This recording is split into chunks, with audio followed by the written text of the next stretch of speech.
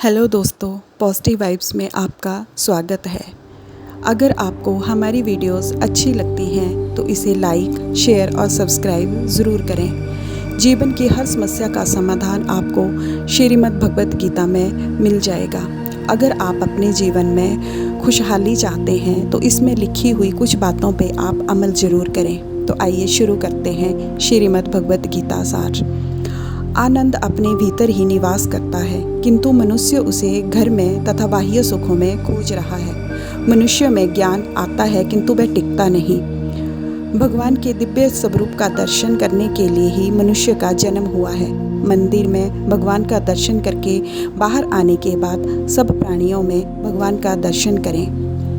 आपका प्रत्येक व्यवहार भक्ति में होना चाहिए। भगवान का स्मरण करते रहिए, उसी की सलाह मानिए। घर से बाहर निकले तो भगवान की स्तुति और वंदन करके ही निकले। प्रत्येक कार्य के प्रारंभ में भगवान का स्मरण करें। भगवत का आश्रय लेने वाला व्यक्ति भय मुक्त हो जाता है। प्रत्येक क्षण ईश्वर का चिंतन करते रहें। मन को सदा पवित्र रखिए, कारण मृत्यु के बाद भी मन साथ ही रहने वाला है।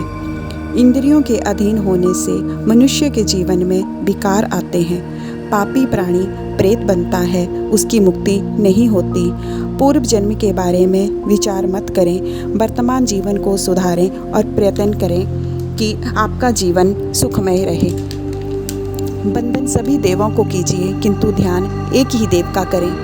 भगवान से कुछ भी ना मांगें, ठाकुर जी को सदैव साथ रखें, तब जहाँ भी जाओगे भक्ति कर पाओगे। मृत्यु का अर्थ है जीवन का हिसाब बिताने का दिन। जिसका जीवन शुद्ध है उसका हिसाब बिल्कुल ठीक है।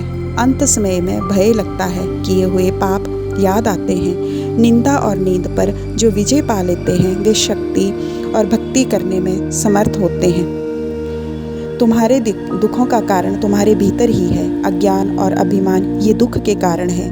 मनुष्य को अपनी भूल जल्द दिखाई नहीं देती। संसार के किसी भी प्राणी का दोष मत देखें, अपने मन को सुधारें। मनुष्य का बड़ा दोष यही है कि वह स्वयं को सदा निर्दोष समझता है। कम बोलिए, अधिक बोलकर शक्ति का अपव्यय ना करें। गायत्री तथा अपने इष्ट देव का सदैव जप करते रहें। सदा यही सोचिए कि भगवान आपके साथ हैं। मन को जो बहुत भाता है वह उसे मत दें। मन जो भी मांगे उसे मत दें। इस तरह धीरे धीरे मन नियंत्रित होता जाएगा। जीव जो मांगे वह उसे ना दे।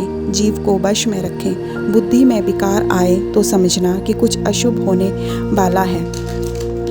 जीवन को ऐसा बनाओ कि मृत्यु के समय भगवान याद रहे।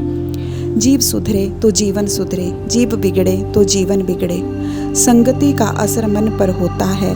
मनुष्य जीवन में बिगड़ा नहीं होता, वह जैसी संगति में पड़ेगा वैसा ही बनेगा। कुसंग से जीवन बिगड़ता है। विलासी की संगति से मनुष्य विलासी बनता है।